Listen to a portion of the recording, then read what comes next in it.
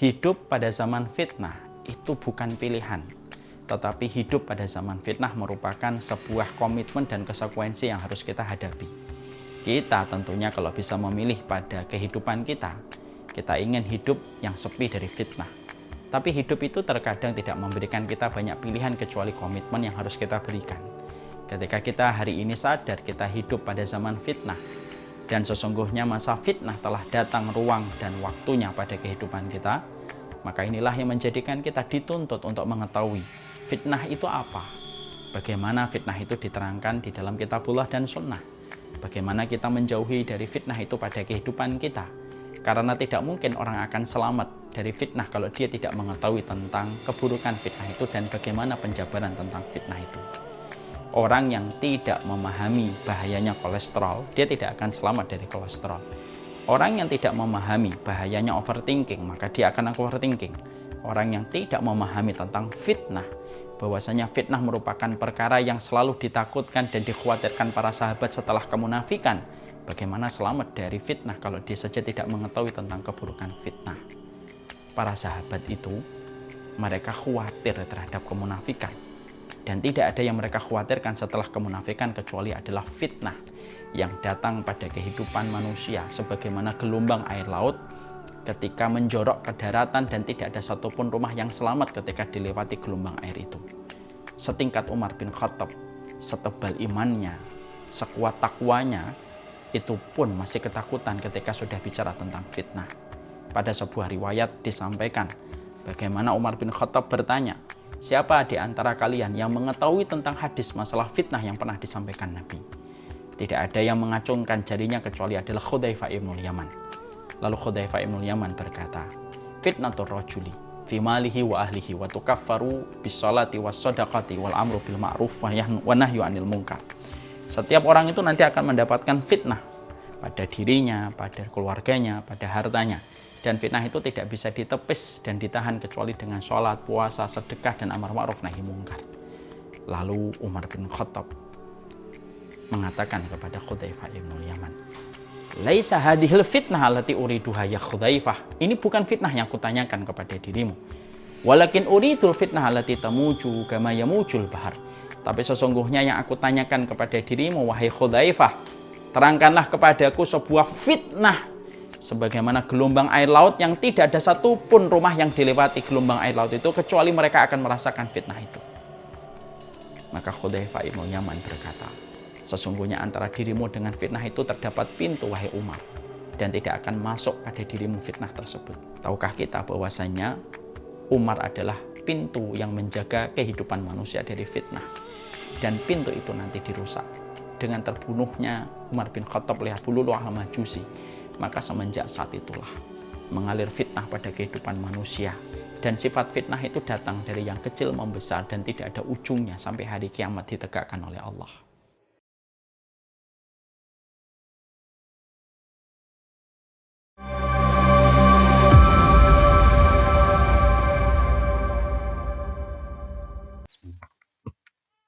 Kita pada kesempatan hari ini akan melanjutkan kajian kita tentang sebuah kajian panjang, runut, dan sistematik. Karena kita juga harus memahami bagaimana membangun keluarga Qurrata A'yun itu tidak butuh tips. Karena sesungguhnya itu butuh kurikulum. Nah, inilah yang kita harus paham. Ada kesalahan ringan tetapi bisa berakibat fatal pada konsep kita berpikir. Salah satunya adalah kita sering membayangkan bahwasanya mendidik anak itu hanya cukup dengan tips. Lalu kita melihat satu postingan di dalamnya ditulis dengan kata tipsnya, membuat anak nurut, tipsnya ketika anak nangis. Padahal kita harus paham, dalam mendidik anak, para ulama tidak pernah mendekatkan pendidikan anak itu melalui tips. Tetapi sesungguhnya pendidikan anak itu melalui sebuah kurikulum yang panjang. Karena tips itu kayak cincin, kadang cocok bagi orang lain tetapi tidak cocok untuk kita. Maka sama di dalam pendidikan anak itu tidak bisa memakai tips tetapi memakai kurikulum. Sama membentuk keluarga sakinah, memiliki keluarga Qurrata A'yun. Itu juga tidak relevan dan tidak benar kalau itu bisa didapatkan dengan melalui tips. Tipsnya memiliki keluarga harmonis, tipsnya memiliki keluarga yang tenang. Karena pada dasarnya pendekatan tips itu bukan pendekatan secara menyeluruh.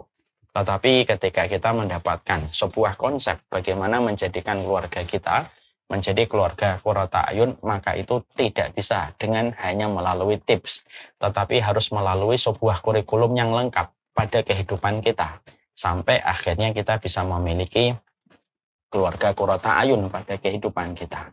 Nah, inilah yang menjadikan kita harus memahami apa yang kita harus mengerti, bagaimana kita membentuk keluarga qurrata ayun supaya kita tidak terbentur dengan banyak perkara sampai akhirnya terbentuk. Maka kita betul-betul memiliki referensi ilmu supaya kita tidak mengalami benturan hanya untuk bisa menjadi terbentuk. Saya pernah melihat statusnya istri saya dulu. Istri saya pernah menulis sebuah status dari seseorang tokoh. Terbentur. Ketika saya melihat tulisan itu, maka saya melihatnya dari sudut pandang ilmu yang saya pelajari. Di dalam Islam itu, kita diajarkan bagaimana dengan ilmu yang harus difahami, harus dipelajari dengan utuh. Supaya kita tidak melalui dan tidak perlu mengalami terbentur untuk menjadi terbentuk. Tapi kita menjadi terbentuk sebelum ada benturan. Dan itulah fungsinya ilmu. Itu pula yang menjadikan kita di dalam keluarga. Banyak keluarga yang terkadang mereka belajar dari benturan demi benturan. Baru mereka belajar dari benturan itu untuk mengevaluasi. Adapun kehidupan iman yang sama-sama kita menasabkan diri kita pada iman kepada Allah dan Rasulullah, kita sudah diberikan perangkat lengkap oleh Rasulullah. Bagaimana ilmunya supaya membentuk sikap kita dalam perkara apapun, sehingga kita tidak perlu mengalami benturan ketika kita sudah terbentuk dengan ilmu, karena fungsinya ilmu adalah menghindarkan kita dari berbagai macam benturan.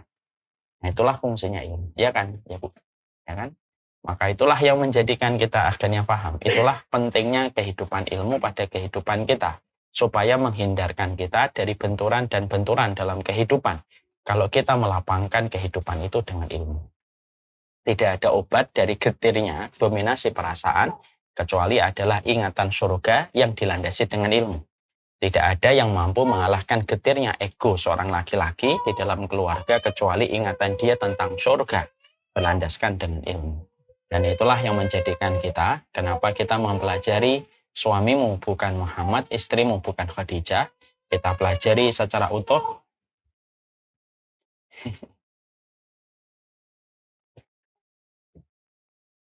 Ya, qadarullah, ini ada istri saya di bawah. Qadarullah Nauman lagi nangis. Kita teruskan. Dan itulah yang menjadikan kita mengkaji persoalan ini supaya betul-betul kita memiliki sebuah kurikulum. Apa yang harus kita lakukan pada kehidupan kita berkeluarga. Dan saya selalu bertawasul kalau menyampaikan materi ini bersama dengan Majelis Talim Khadijah. Selalu saya bertawasul, semoga ini bisa menjadi sebuah alarm buat diri saya, menjadi pengingat diri saya pada keluarga saya.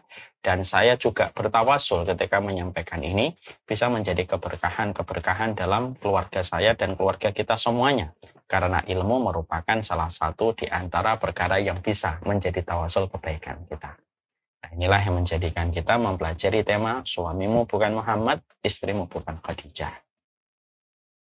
Kita pada kesempatan hari ini akan membagi sesi kita menjadi dua, yaitu separuhnya kajian sekitar 20 menitan sampai 30 menitan.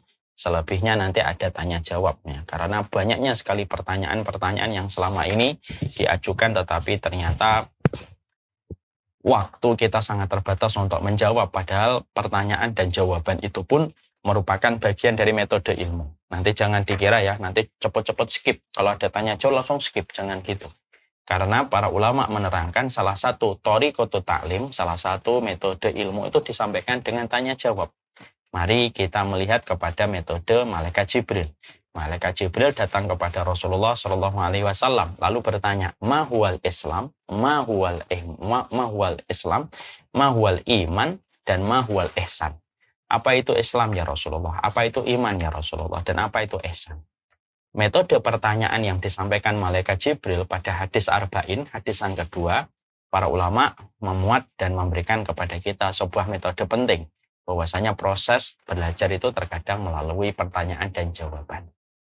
Ini nanti kita akan bagi menjadi dua. Dan inilah yang menjadikan kita mempelajari kembali apa yang harusnya kita lakukan pada kehidupan kita berkeluarga. Kita pada kesempatan yang lalu sudah sering menyampaikan bahwasanya berkeluarga itu bukan hanya sekedar masalah esensi biologis.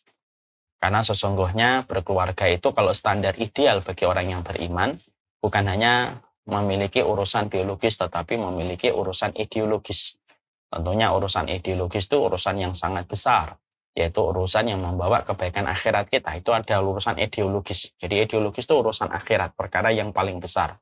Aninna ba'il adim. Apa itu yang paling besar? Ya terjadinya hari kiamat yang menjadi gerbang dimulainya kehidupan di akhirat.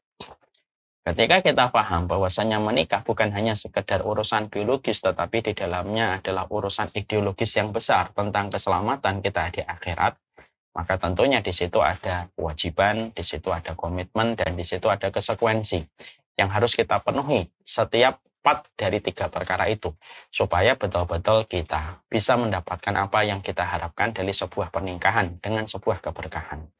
Tidak akan terjadi sebuah keberkahan kalau ada komitmen yang dilalaikan. Tidak akan terjadi keberkahan kalau ada kewajiban yang dilupakan. Dan tidak ada keberkahan pada konsekuensi yang tidak mau dihadapi. Karena itu merupakan konsekuensi dari sebuah pilihan. Ketika kita telah memilih seorang istri dan ketika kita telah ridho dipilih oleh seorang laki-laki, berarti disitulah ada kewajiban, ada komitmen, dan ada konsekuensi yang harus dihadapi bersama. Maka kita menjelaskan yang kesempatan hari ini akan menjelaskan tentang kewajiban laki-laki. Kemarin kita sudah menyampaikan kisahnya Hatim At-Ta'i dan sedekah sebesar telur, sedekah emas sebesar telur.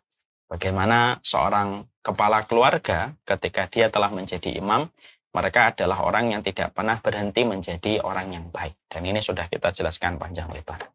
Sekarang mari kita buka halaman 19. Saya pernah bertemu dengan seseorang yang menceritakan tentang salah satu circle sahabatnya dalam kondisi bergesekan yang luar biasa. Konfliknya begitu banyak, apapun yang meninggalkan Al-Quran, tidak mempelajarinya, kita termasuk pada kategori hamba-hamba Allah.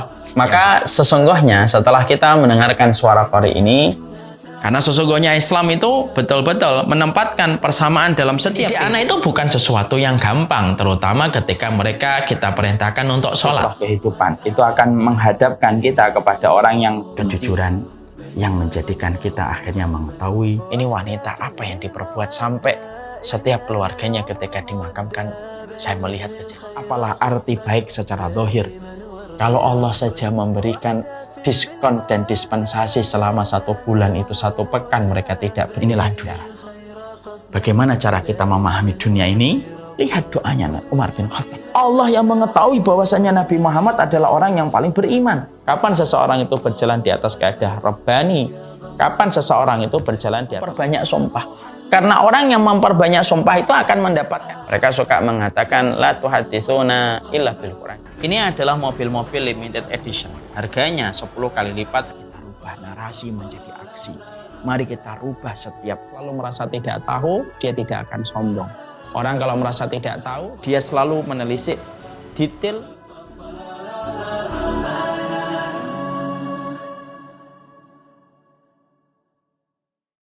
Sekarang mari kita buka halaman 19. Salah satu di antara kewajiban kita di dalam kita berumah tangga, terutama kewajiban dan komitmen yang dibebankan kepada pundak seorang laki-laki, yaitu adalah bagaimana seorang laki-laki itu mampu membantu menyelesaikan pekerjaan seorang istri.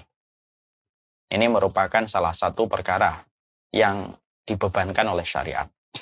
Sebelum kita menyampaikan materi ini, saya akan sampaikan beberapa hal menjadi prolog pada pembahasan kita. Kita tentunya harus paham bahwasanya wanita merupakan makhluk yang memiliki kelemahan secara fisik. Dan itu merupakan bagian dari fitrah yang sudah Allah berikan pada kehidupan manusia, terutama kepada kaum Hawa. Karena sesungguhnya memang tidak sama antara laki-laki dan perempuan, sebagaimana yang Allah firmankan, walaysad dzakaru kal unsa. Laki-laki itu memang tidak sama dengan perempuan dan perempuan itu tidak sama dengan laki-laki. Titik perbedaan antara laki-laki dan perempuan itu dalam banyak hal. Salah satunya adalah di dalam masalah fisik. Ini bukan berarti merendahkan kaum wanita, karena lemahnya fisik itu bukan berarti itu menunjukkan sesuatu yang negatif.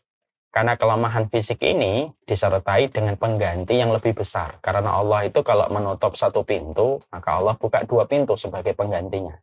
Memang betul perempuan itu secara umum mereka diberikan kelemahan secara fisik, tetapi Allah tambahkan di dalam masalah kasih sayang, perhatian kepada anak-anaknya, di mana kasih sayang seorang wanita kepada anak tidak mampu dikalahkan oleh kasih sayang seorang bapak kepada anaknya. Tentunya prosentasenya tidak akan sama, walaupun laki-laki lebih kuat daripada seorang wanita. Ini yang kita harus paham. Jadi sesungguhnya inilah merupakan fitrah penciptaan. Kalau ada yang bertanya, kenapa perempuan diciptakan lebih lemah daripada laki-laki? Tentunya hanya Allah yang tahu dengan segala hikmahnya. Dan Allah tidak pernah ditanya tentang apa yang Allah lakukan dan apa yang Allah kerjakan. Karena sesungguhnya kita belajar pada salah satu ayat pada surat Al-Anbiya, la yus'alu amma yaf'alu wa hum yus'alun. Allah itu nggak pernah ditanya tentang apa yang Allah lakukan. Tetapi kitalah yang ditanya oleh Allah. Maka itulah yang Allah mengerti dengan segala hikmahnya, dan hikmah itu Allah yang paham. Ada sesuatu yang kadang terlihat minus di mata kita, tetapi plus di hari-hari mendatang ketika akal kita bertambah, barulah kita paham terhadap apa yang kita dapatkan dari sisi Allah. Ini yang pertama. Yang kedua, ketika Allah menciptakan wanita dalam kondisi yang lemah, maka Allah itu memberikan pelajaran secara tidak langsung kepada kita supaya kita mengerti pelajaran ini. Yaitu Allah meliburkan wanita pada setiap bulannya 1 pekan, kurang lebihnya di dalam masa haid. Di dalam masa haid Allah liburkan untuk sholat. Allah liburkan dia untuk membaca Al-Quran, walaupun tidak diliburkan dari zikir. Diliburkan oleh Allah dari ibadah rutin yang dia lakukan dan dia kerjakan. Padahal kalau kita pikir secara logika, orang yang paling berhak, sesuatu yang paling berhak, atau zat yang paling berhak untuk mengatur seorang makhluk dengan ibadah maksimal tanpa ada kata henti dan kata libur itu Allah. Tapi Allah tidak memaksakan para wanita untuk terus beribadah kepadanya setiap hari, 7 kali 24 jam, 30 hari dalam 1 bulan. Allah liburkan wanita dengan masa haid. Makanya sampai kita menjumpai perkataan para ulama, haid disyariatkan bukan hanya sekedar membersihkan dan menurunkan darah kotor untuk menjadi kebaikan bagi wanita. Karena Allah bisa menjadikan perempuan itu tanpa haid sebagaimana wanita di surga. Dan itu kecil, saghir, tabih.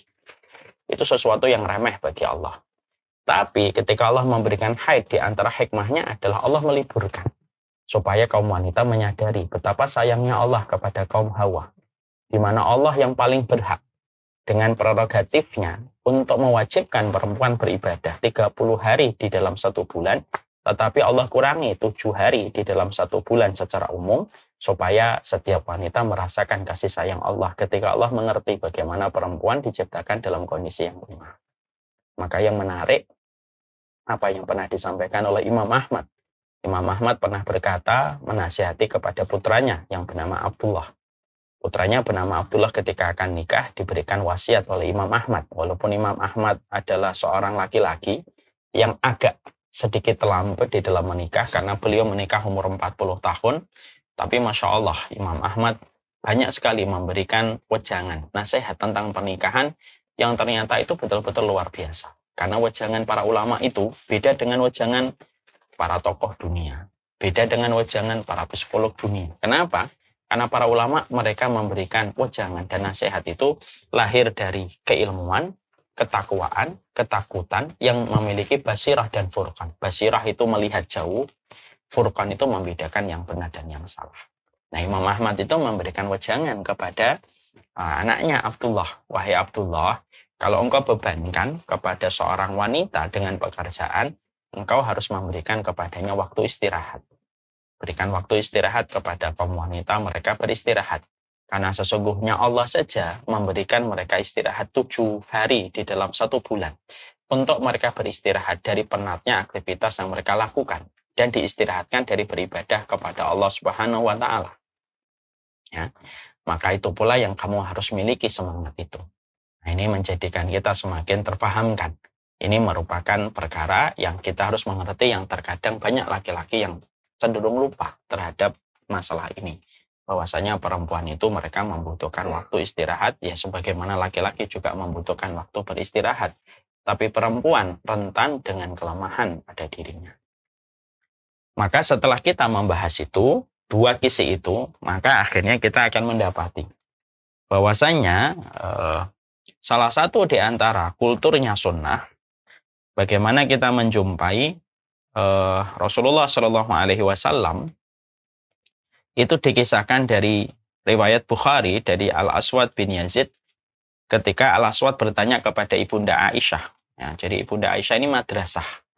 Jadi Ibunda Aisyah itu madrasah. Dan tentunya kita paham, Ibunda Aisyah ini merupakan madrasah wanita pertama yang paling muktabar dan diakui oleh para ulama, oleh para sahabat dan para tabi'in. Jadi Masya Allah ya, Nabi itu memiliki dua pilar. Ada pilar Khadijah. Pilar Khadijah ini bermain pada ranah ekonomi. Makanya ekonominya Ibunda Khadijah itu betul-betul luar biasa membantu dakwahnya Rasulullah. Ibunda Aisyah tidak berada pada ranah dan wilayah ekonomi, tetapi pada wilayah ilmu. Pada wilayah ilmu. Makanya beliau tidak bisa bersedekah sebagaimana sedekah yang dikeluarkan oleh Ibunda Khadijah yang begitu luar biasa membantu dakwahnya Nabi Shallallahu Alaihi Wasallam. Tapi Ibunda Khadijah itu memiliki sebuah kontribusi yang besar. Kontribusinya Ibunda Aisyah itu adalah di bidang ilmu. Ekonomi dan ilmu adalah dua perkara untuk menegakkan agama Allah. Jadi tegaknya agama Allah ibarat bendera perlu tiang.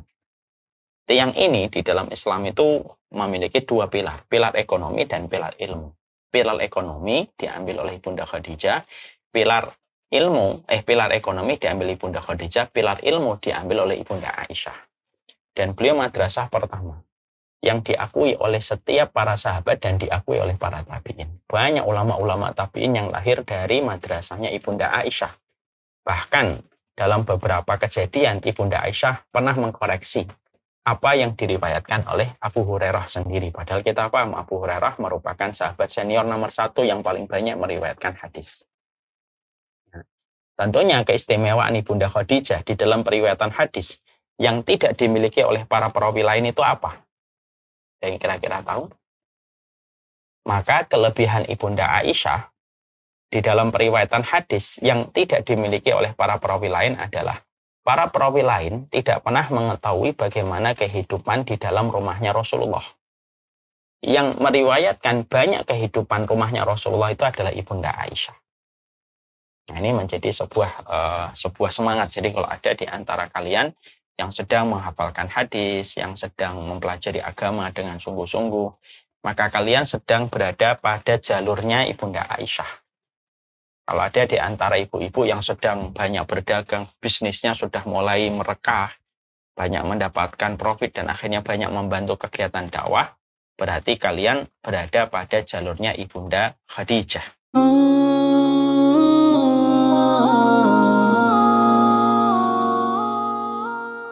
Pada suatu hari Ibrahim bin Adham pergi berburu dan berhenti di tempat peristirahatan. Hasanah itu melebihi semua hadiah-hadiah mewah yang diberikan oleh orang lain kepada kita. Sampai Rasulullah menyampaikan di dalam salah satu riwayat, khairul quruni qarni, tsummal ladzi yalunahum, tsummal ladzi yalunahum. Kenapa doa ini termasuk salah satu doa 40 Robbana yang kita harus lakukan? Masya Allah, luar biasa bagaimana Umar bin Khattab menjaga hatinya. Letakkan peraturan untuk anak, untuk suami, untuk istri, untuk orang-orang di sekitar kita. Jadi mereka sudah betul-betul kosong. Mereka sudah menggadaikan ibunya, menggadaikan anaknya, menggadaikan istrinya, sudah tidak diterima. Mendapati keluarga kita berangkat lebih dulu, jam keberangkatan mereka kepada alam barzah. Anak kita kalau umur 10 tahun tidak menegakkan sholat, kita disuruh mukul. Pukulan yang tidak sakit. Siapapun yang apabila dalam kehidupan ini yang mereka harapkan itu hanyalah apa yang ada di sisi manusia. Maaf ya, coba kita merenungkan. Kalau kita mungkin ketika melihat bagaimana peristiwa, semua tata cara di dalam kita berdoa, contohnya menyebut Asmaul Husna, sholawat kita kepada Rasulullah. Banyak sekali ulama-ulama dari kalangan wanita tanpa di antara kita yang tahu. Sedikit di antara kita yang tahu bahwasanya banyak wanita-wanita yang mereka menjadi ulama. Jadi ulama itu tidak hanya didominasi oleh laki-laki, tapi banyak wanita yang mereka juga menjadi ulama. Memang tidak sebanyak kaum laki-lakinya, tetapi ada beberapa nama yang diperhitungkan di dalam masalah dunia ilmu. Contohnya ya putrinya Imam Malik. Saya masih ingat bagaimana putrinya Imam Malik menjadi salah satu ulama. Imam Malik itu ketika beliau berusia lanjut, maka kemampuan beliau untuk mendengar hafalan dan setoran dari murid-muridnya itu menjadi agak lemah karena disebabkan kelemahan fisiknya Imam Malik. Maka Imam Malik ketika agak beliau sepuh, beliau itu duduknya di depan sebuah pintu. Di balik pintu itu ada putrinya.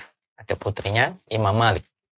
Putrinya Imam Malik itu yang nanti akan mendengarkan hafalan-hafalan dari murid-muridnya Imam Malik kalau mereka menyetorkan hafalan kepada guru mereka yaitu Imam Malik.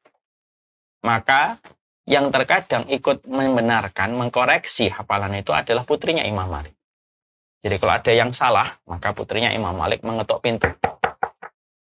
Itu menunjukkan bahwasanya hafalan murid itu salah. Dan yang mengkoreksi putrinya Imam Malik. Berarti beliau menyerap semua ilmunya, hampir semua ilmunya Imam Malik. Itu merupakan contoh. Makanya kalau saya akan teruskan ini akan jadi panjang. Tapi disitulah kita mendapati kemuliaan wanita, kalau akhirnya para ulama itu menyampaikan terletak pada setidaknya 3 jalur. Jalur ekonomi, yang kedua adalah jalur ilmu, yang ketiga jalur dia mendidik anak dan khidmah kepada suaminya. Pastikan 3 ini. Pastikan 3 ini salah satunya kita memilih di antaranya.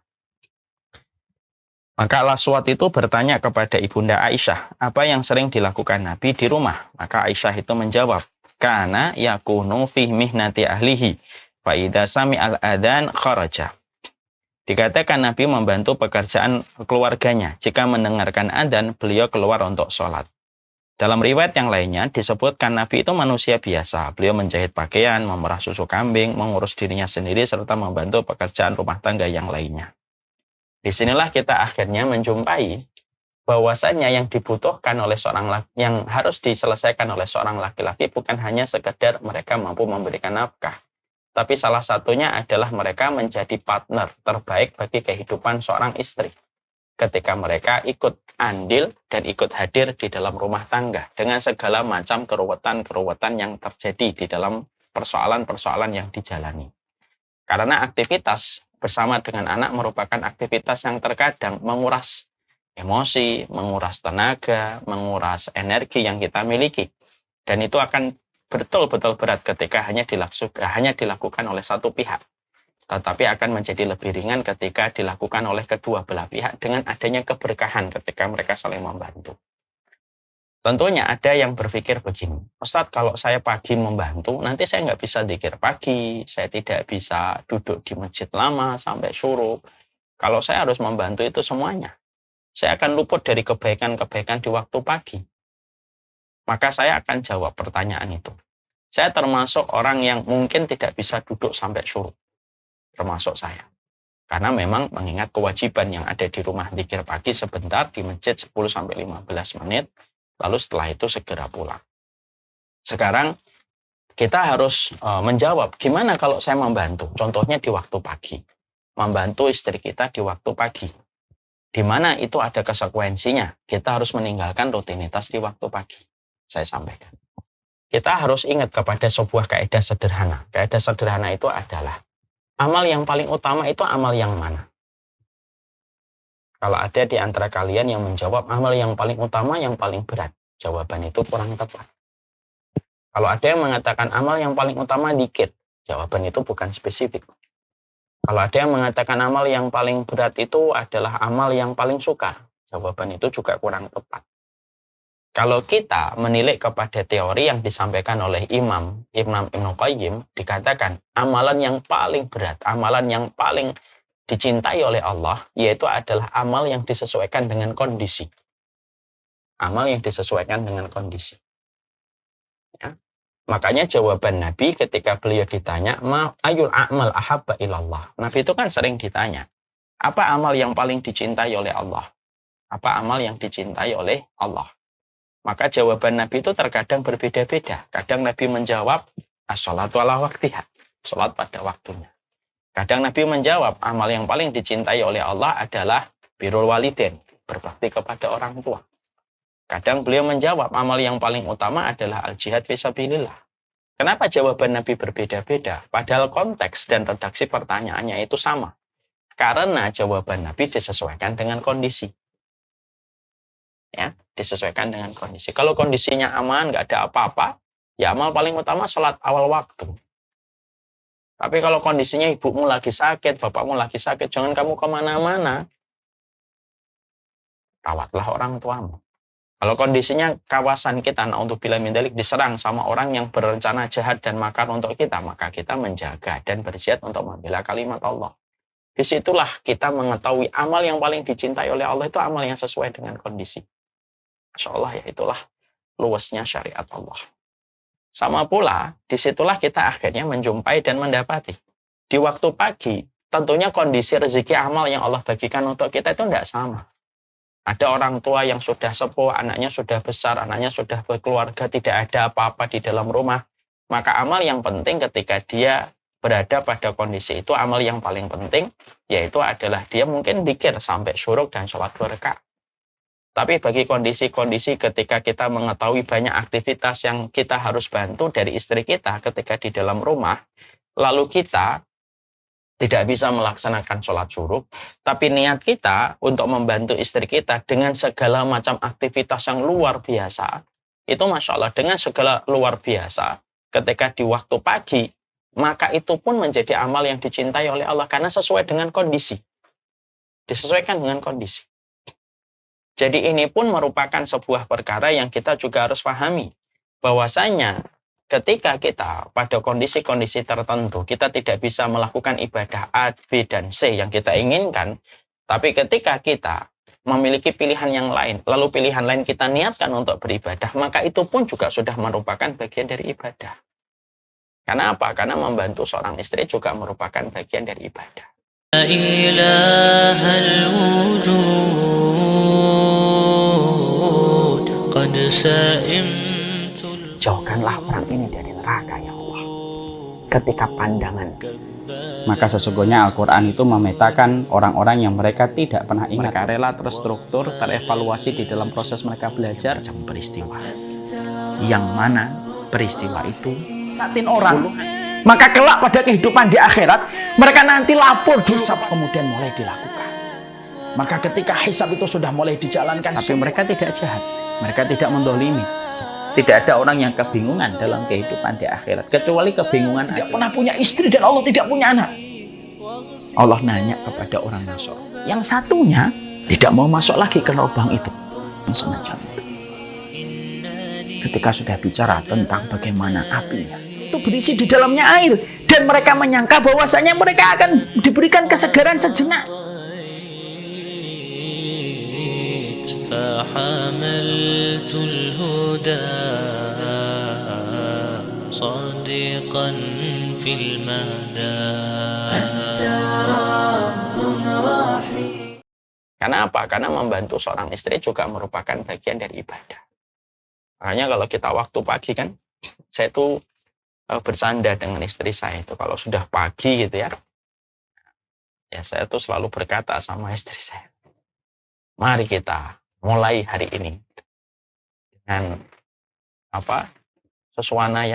dengan suasana yang membagongkan. Karena memang kalau di waktu pagi banyak sekali keributan yang kita sering dapati. Anak yang satu disuruh untuk mandi, yang satu minta air panas, yang satu minta makan, yang satu diletakkan nangis, yang harus digendong, yang satu harus beresin, kadang-kadang lambat membereskan tempat tidurnya. Itu terjadinya siklus itu setiap harinya. Dan memang betul kalau akhirnya ketika membantu istri itu juga merupakan bagian dari sebuah ibadah. Makanya perkara yang sudah sering saya sampaikan, kalau tidak salah di sini atau di kajian yang satunya, saya tuh selalu menyampaikan, mulailah setiap kita pagi. Kalau setiap kita pagi, mulailah dengan sebuah sikap hati.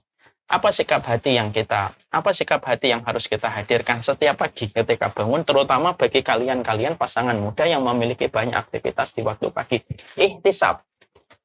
Ihtisab itu mengharapkan di balik perkataan kita, di balik aktivitas kita yang kita lakukan, maka tidak ada yang kita harapkan kecuali adalah mengharapkan pahala di sisi Allah. Karena amal ibadah itu tidak hanya perkara ketika kita duduk berzikir di waktu pagi. Tapi perkara yang kita lakukan ketika perkara itu merupakan perkara yang bisa menjemput ridhanya Allah, maka itu pun ibadah, walaupun tidak secara spesifik sebagaimana ibadah makhdhah, kayak sholat dan kayak zikir kepada Allah. Makanya ihtisab itu tidak boleh dilalaikan. Ini ihtisab. Jadi saya ini menasihati diri saya dan menasihati kita semuanya. Kita mampu untuk menjadi pribadi seorang suami ketika membantu istri kita, maka sesungguhnya membantu istri kita itu akan menjadi sebuah ibadah ketika didasari dengan sebuah proses ihtisab. Ihtisab itu mengharapkan apa yang kita lakukan, aktivitas yang kita kerjakan itu merupakan bentuk ibadah kita kepada Allah. Mungkin kita diluputkan ataupun dilewatkan dari zikir pagi, tapi kita mendapatkan pengganti ibadah itu dari segala yang kita lakukan aktivitas ketika membantu seorang istri. Nah, itulah yang kita harus mengerti dan harus kita pahami dengan baik. Karena kalau kita berangkat dari kerangka berpikir yang benar, maka kerangka berpikir yang benar bahwasanya kita ihtisab apapun yang kita lakukan sama istri, apapun yang nanti kita temukan pada istri kita hari ini, baik perkara yang melapangkan atau perkara yang menyempitkan perasaan kita, itu akan menjadi lebih bermakna kalau setiap harinya kita mulai hari itu dengan sebuah perasaan ihtisab. Ya, ihtisab. Jadi saya itu menasihati diri saya kalau pagi bangun adzan atau sebelum adzan bangun atau pas adzan bangun, maka sembari riwa-riwi untuk ngambil air wudhu, ngambil gamis dan yang lainnya ketika akan berangkat ke masjid, selalu saya berdialog sebentar di sela-sela aktivitas itu. Ya Allah, apapun yang saya temukan hari ini saya ihtisab. Saya hanya mengharapkan balasan di sisimu ya Allah. Karena terkadang kebersamaan kita bersama istri, kebersamaan kita bersama dengan suami, kebersamaan kita bersama anak-anak, itu tidak setiap waktunya selama 24 jam akan sesuai dengan apa yang kita harapkan dan apa yang kita mau. Bukankah kadang-kadang kita terpancing emosi kita ketika anak-anak itu bertindak tidak sesuai dengan apa yang kita bayangkan? Maka kalau kita koridornya dari pagi sudah mengharapkan apa yang kita niatkan ini, sehari ini saya bersama dengan istri saya dan keluarga saya karena Allah, maka apapun yang terjadi, maka itu akan mengalir pahala untuk kita. Inilah amal ihtisab.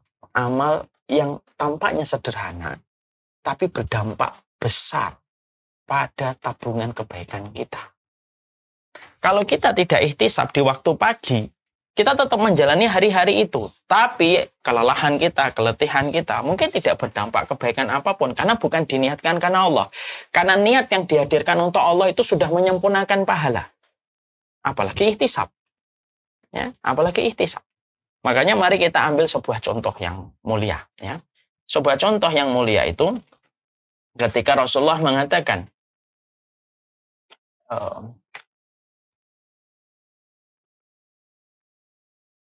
man yanwi ila firashihi fayusalliya minal laili faghalabat ainahu hatta yusbiha kutiba lahu manawa. Idza ata ar-rajul ila firashihi wa yanwi ayusalliya minal laili faghalabat ainahu hatta yusbiha kutiba lahu manawa.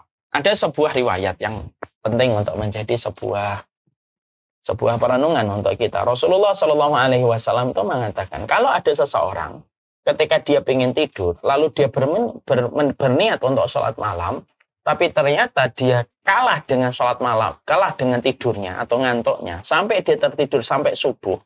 Dia tidak sempat sholat tahajud, walaupun dia sudah niat ketika sebelum tidur, maka dia tetap mendapatkan pahala tahajud secara sempurna. Karena dia telah meniatkan, malam itu akan bangun untuk tahajud. Itulah dahsyatnya ketika kita menanam sesuatu yang akan kita lakukan itu karena Allah. Ini nasihat saya. Berarti kalau ada seorang suami, meretas jalan sebagaimana yang diretas oleh Nabi ketika Nabi membantu pekerjaan istrinya, maka yang kita harus hadirkan itu apa? Niat di waktu pagi. Apapun yang saya lakukan, ngajak istri saya jalan, ngajak istri muter, atau ngajak anak-anak muter. Bahkan ketika pagi mungkin kita harus muterin anak-anak. Kegiatan waktu pagi, rutinitas yang selalu harus ada. Sore juga kalau kita punya lapang, ngajak anak muter-muter dengan apa yang bisa kita lakukan.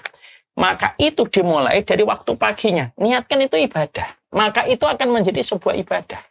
Itulah indahnya Islam yang memudahkan jalan setiap orang untuk mendapatkan pahala. Tidak ada agama yang paling memudahkan orang mendapatkan pahala kecuali Islam. Bahkan sampai kita bercanda dengan istri kalau kita kerangkanya karena ihtisab itu mendatangkan pahala.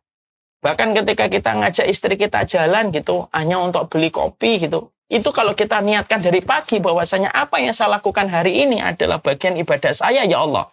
Kepadamu ya Allah. Dengan saya berusaha untuk memberikan apa yang saya berikan untuk keluarga saya, maka itu pun ibadah. Itu pun merupakan bagian dari ibadah. Dan itu kadang-kadang bisa menjadi ibadah yang dicintai oleh Allah ketika sesuai dengan kebutuhan. Jadi ibadah yang paling besar di sisi Allah itu ibadah yang sesuai dengan kondisi dan keadaan yang ada. Makanya Rasulullah SAW ada saatnya beliau berjumpa dengan sahabat, ada saatnya beliau memimpin para sahabat, ada saatnya beliau serius ketika sedang merencanakan hal yang besar. Tapi ada saatnya Rasulullah itu pula menjadi partner.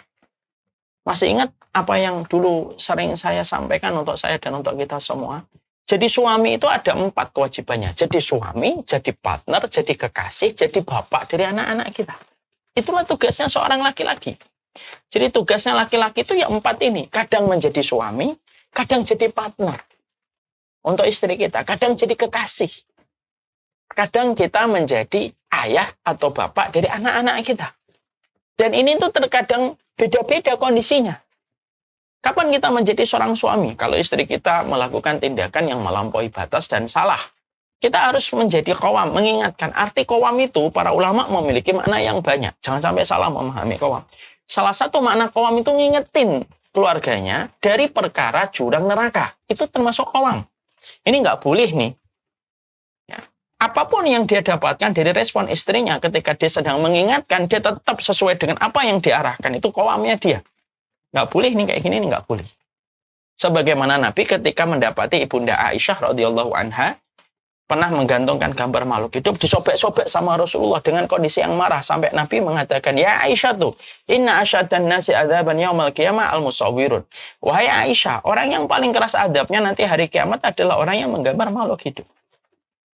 Saat itu, kenapa Nabi sedemikian marahnya pada saat ketika Ibunda Aisyah melakukan itu? Karena Nabi pada saat itu menjadi qawam. Nabi sedang menjadi seorang suami yang qawam. Kadang-kadang kita menjadi kekasih. Kadang-kadang kita menjumpai Rasulullah SAW lomba lari sama Ibunda Aisyah. Itu menjadi kekasih. Kalau kita pikir, ngapain pemimpin negara kok lomba lari? Karena itu menjadi kekasih. Makanya jangan malu menyampaikan kerinduan kita, menyampaikan kekangenan kita sama istri kita, menyampaikan bahwasanya hidup ini tidak baik-baik saja kalau tidak bersama dengan dia. Itu merupakan bagian dari kewajiban kita menjadi kekasih. Ya, jangan malu. Karena cintanya kita terkadang harus diverbalkan dengan sesuatu yang mudah dipahami oleh seorang wanita.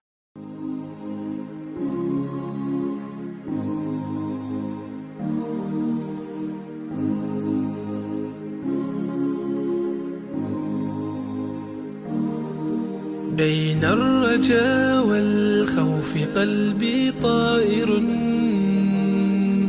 ومن اليقين النور بيض جوانحي فوق السحاب يطير حرا مدركا نسمو كماله للكون وجه آخر نحيا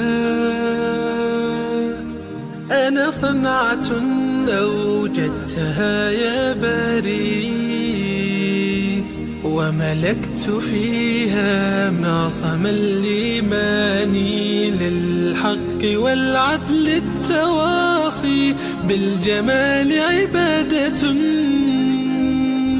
حسن التأمل بالإله وصال كالجمال يرى ويطلب نبعه كالقرب حين دعاء تداعب طفلها وتظنه أملا كما حاجاتنا منا إليك نريد يا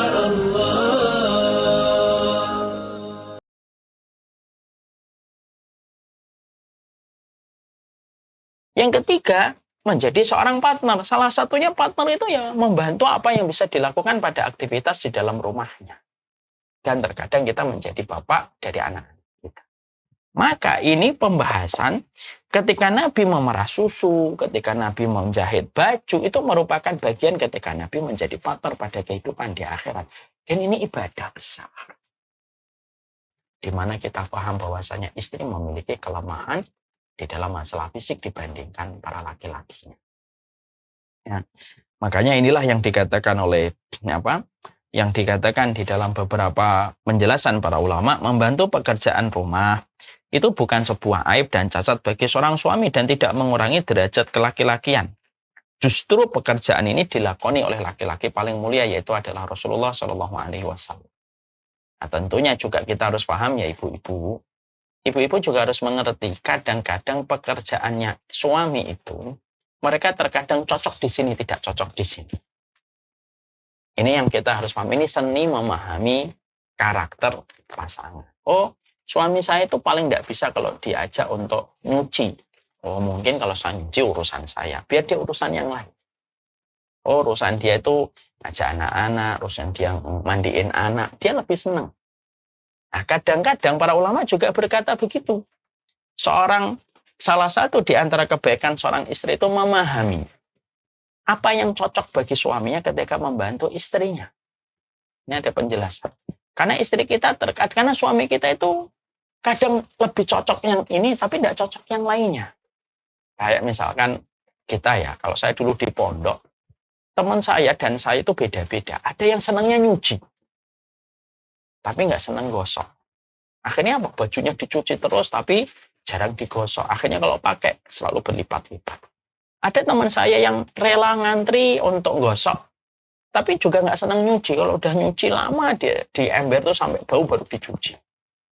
Ada orang yang kadang-kadang nggak suka nyuci, nggak suka gosok, sukanya ngepel. Sukanya ngepel aja. Maka kemudian dia sukanya ngepel. Karena sama kan dengan ibu-ibu. Ibu-ibu kan juga memiliki hal-hal yang kecondongan yang beda-beda. Ada yang condongnya, saya tuh kalau suruh masak seneng banget. Tapi jangan suruh saya untuk melipat baju.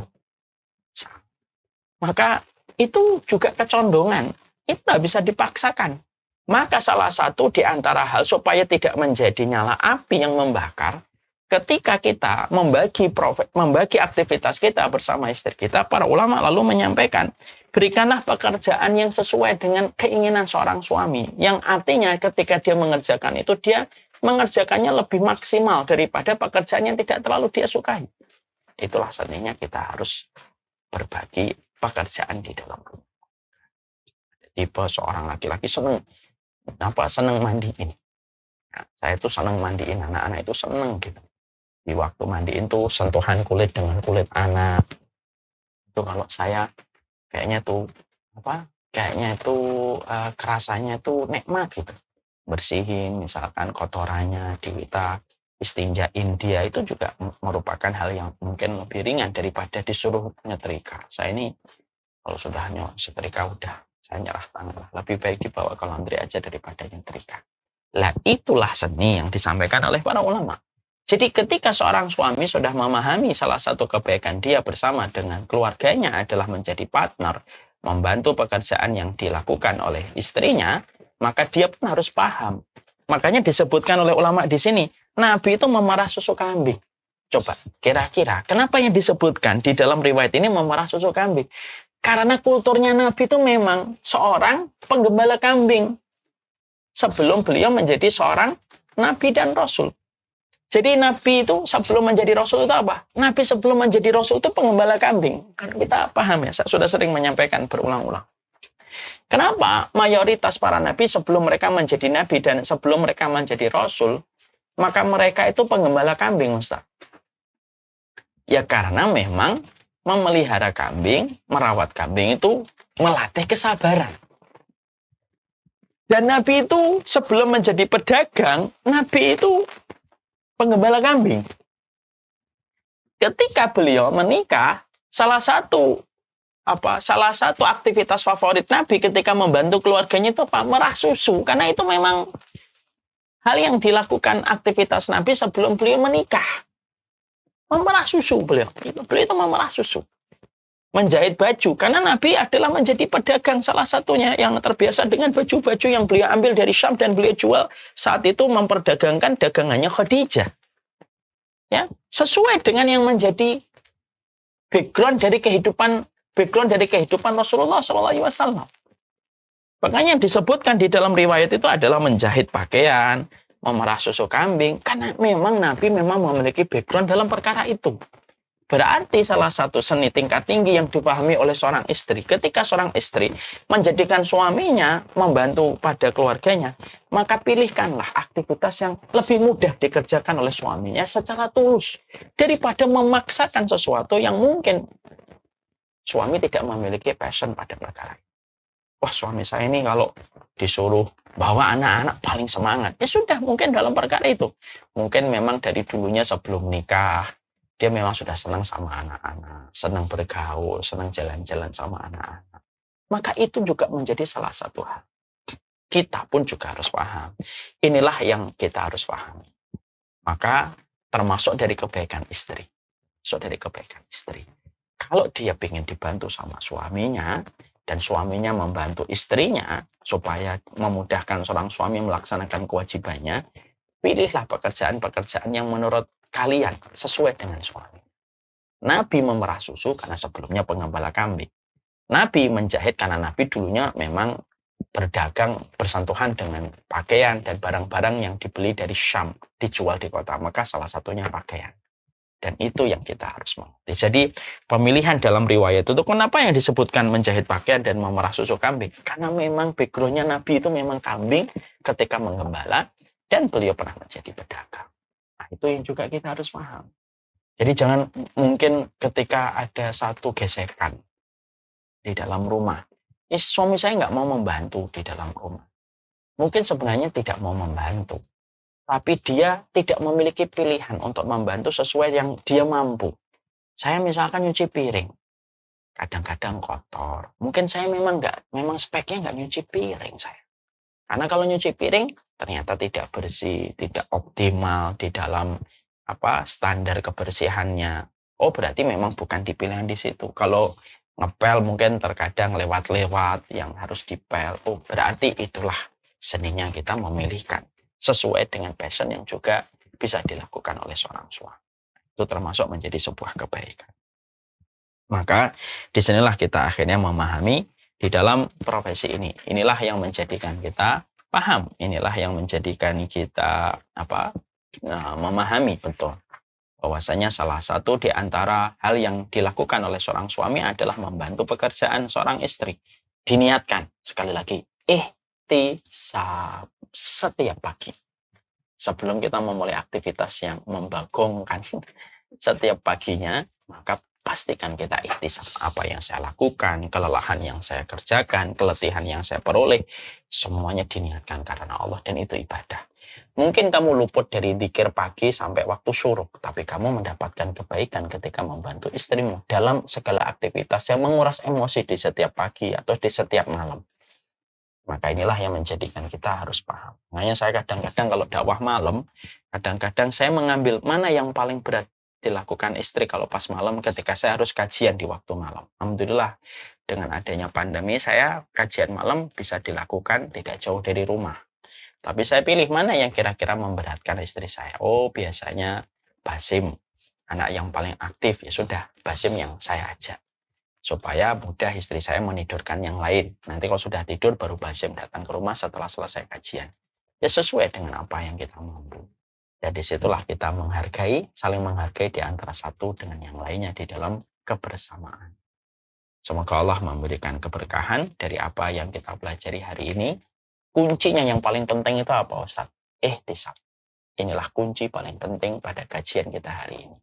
Setiap pagi membuka, beranjak kita ke tempat mandi untuk wudhu, ngambil gamis, siap-siap untuk pergi dengan segala yang sudah kita mulai dapatkan di waktu pagi. Pastikan, saya niatkan, apapun yang saya dapatkan, kerepotan yang saya peroleh, itu adalah bagian dari ibadah saya kepada Allah. Karena ibadah itu tidak selalu makhdoh dengan sujud, tidak selalu dengan rukuk, tapi dengan apa yang kita niatkan untuk Allah pun merupakan bagian dari sebuah ibadah.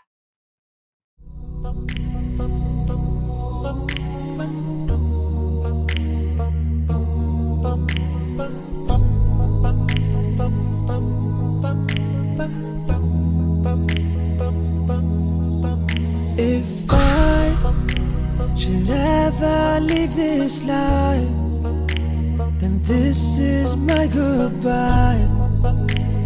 No, I will always love you, and I won't ever leave your side. Please know that I did my best, and I've been nothing but blessed. I pray that we meet again in our new address. Oh yes, in heaven, with you every second, in the Prophet's presence. So take this moment to remember all the good times, remember all